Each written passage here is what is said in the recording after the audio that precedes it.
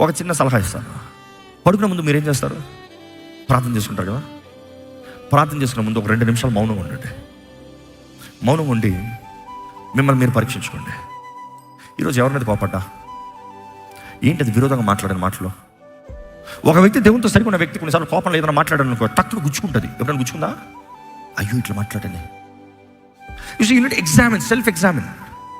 దేవుడు నన్ను చూస్తే సంతోషపడుతున్నాడు ఈరోజు. Question your self. ఎవరో నీకు చెప్తాం కాదు. ఆ సమయంలో అడగండి, పరిశుద్ధాత్ముడా నాకు సహాయం చేయ. పరిశుద్ధాత్మ దేవ నాకు సహాయం చేయి. ఫలించాలని ఆశ ఉంది, ఫలించే కృపను దయచేయి. రిపెంటెన్స్ ద్వారా ఫ్రూట్ అని అంటే రక్షించబడిన వ్యక్తి రక్షణని కొనసాగించాలి. ఇంకో మాటలు చెప్పాలంటే అనుదినము మనలో మార్పు కలిగి మారుతూ బ్రతకాలి. అలవాట్లు మార్చుకోవాలి, బుద్ధులను మార్చుకోవాలి, మాటలను మార్చుకోవాలి. మిమ్మల్ని అడుగుతున్నా, ఏమైనా మార్చుకున్నారు గత వారంలో?